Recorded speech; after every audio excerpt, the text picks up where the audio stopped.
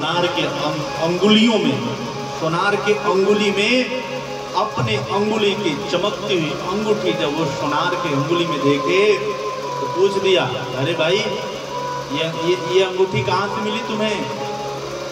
उसने कहा कि अंगूठी, पंडित जी ने कहा कि निकालो अंगूठी।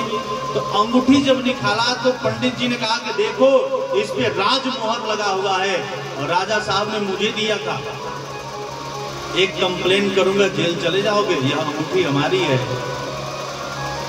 सोनार हंसने लगा। उसने कहा कि महाराज मैं चोरी नहीं किया हूं, मैं चोर नहीं हूं, यह अंगूठी आपका पुत्र लाकर, आपका लड़का लाकर मुझे दिया है। जानना चाहते हो? आपकी अंगूठी ही नहीं है मेरे पास, आपका घड़ी भी मेरे पास है, आपका चैन भी मेरे पास है। अब तो महाराज कई आभूषण उसने दिखला दिए। यज्ञदत्त ब्राह्मण का हृदय दुखी हो गया, हृदय रोने लगा। यज्ञदत्त ब्राह्मण सीधे अपने घर पर आए और आकर के पत्नी से पूछा, अरे मेरी अंगूठी कहाँ है बताओ तुम? पत्नी ने कहा कि क्या बात है, आज बड़े दिनों बाद अंगूठी की याद आ रही है। कहा कि नहीं नहीं, कहाँ है हमारी अंगूठी? बड़े दिन कहाँ, एक हफ्ते तो हो रहे हैं, बताओ मेरी अंगूठी कहाँ है? उसने कहा कि रुको भोजन बना रही हूँ, भोजन बनाकर दे दूंगी। भोजन बन गए। अरे अब तो ला मेरी अंगूठी। कहा करे भोजन तो कर लो। भोजन किया, बता अंगूठी कहाँ है? कहा करे बर्तन तो साफ कर लेने दो, साफ सफाई। ब्राह्मण देवता ने कहा कि अंगूठी कहाँ है? कहा करे थोड़ा आराम करने दो, उठूंगी तो दे दूंगी। ब्राह्मण देवता चुप है। 3 बजा। कहा कि अरे अंगूठी कहाँ है? अंगूठी तो ला। उसने कहा कि क्यों अंगूठी के पीछे पड़ गए? ब्राह्मण देवता ने कहा मेरी घड़ी तो निकाल, मेरी घड़ी कहाँ है? मेरा चैन कहाँ है? हैं? एक तुम्हारी अंगूठी वो कहाँ है? बेचारी पास में रहे तब तो दे। वह मौन हो गए। तब उसने ब्राह्मण देवता ने कहा कि तेरे कारण मेरा पुत्र बिगड़ गया।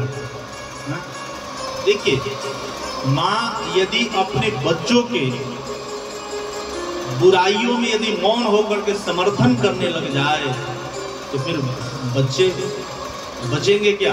बच्चे तो बर्बाद हो जाएंगे ना।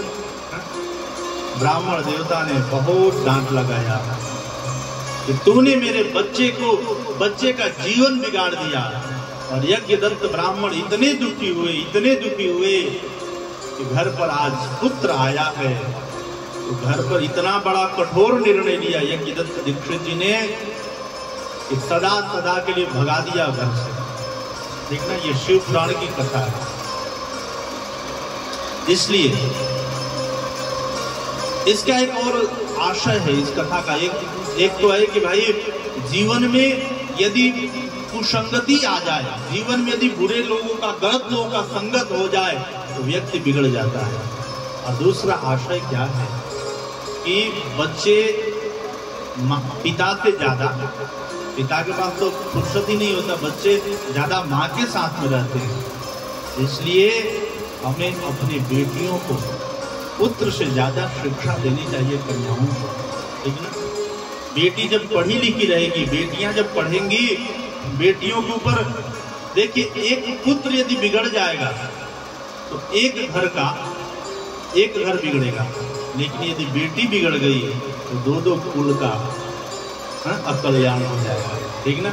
इसलिए चित्रकूट के पावन धरा पर जब चक्रवर्ती सम्राट महाराज दशरथ जी ने श्री जनक जी ने जब देखा मां जानकी जी को, कभी सासुओं की सेवा करती हैं, अपनी माँ की भी सेवा करती हैं, पिताजी से भी मिलती हैं और सूर्यास्त होते अपने पति भगवान भागश्री प्रभु के पास चली जाती हैं। आज जनक जी का हृदय स्वतः बोल पड़ा, पुत्र पवित्र किए कुल धूल। बेटी, आज तुमने दोनों कुल के गौरव को बढ़ा दिया है, ठीक ना? इसलिए जित संगो जितेंद्रिय, जीवन में हमारे बच्चों के भी यदि व्यवहार बदलते नजर आए ना, हमारे बच्चों के यदि व्यवहार में, हमारे बच्चों की वाणी में यदि परिवर्तन आए तो गौर करना चाहिए कि मेरा बेटा, मेरी बेटी किसके साथ आजकल रह रही है। भाई पहले तो ऐसे बोलती थी, अभी ऐसे बोल रही है, अपने बच्चों पर हमेशा नजर रखो, ठीक है ना। नहीं तो एक घर पर मैं गया था, तो एक छोटी क्या इंटर लड़की थी, कन्या थी, तो 10 मिनट 1 घंटा में बैठा था, अपने माँ को अम्मी बोलती थी, और अम्मी या मम्मी, तो मैं जब बोले तो मैं गौर करूंगी बोल क्या रही है, अम्मी, और मुझे लगे कि भाई कि मम्मी ही बोल रही है, लेकिन एक बार मैं गौर से ध्यान दिया तो बोल रही अम्मी। हमने कहा बेटा मम्मी क्यों बोल रही है? अम्मी और मम्मी, अरे हम लोगों का शुद्ध शब्द है माँ बोलो, माँ नहीं बोलती हो तो कम से कम मम्मी ही बोलो, माँ बोलो, मम्मी बोलो, अम्मी का क्या मतलब होता है?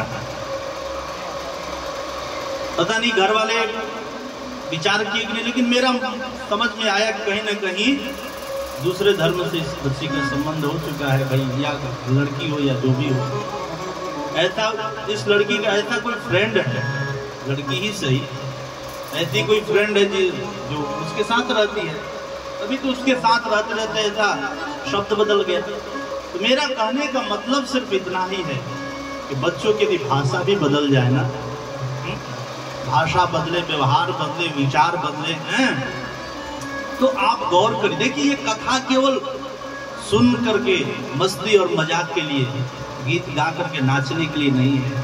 कथा मिला है, कथा हो रही है, तो इस कथा का मतलब यह होना चाहिए कि हमारा आचरण बदल जाए, हमारा जीवन बदल जाए, हमारा व्यवहार बदल जाए, ठीक ना, हमारी वाणी बदल जाए। कथा के पहले भी हमारा वैसा जीवन था, कथा के बाद भी वैसा ही जीवन है, फिर कथा का कोई मतलब है क्या? ठीक ना।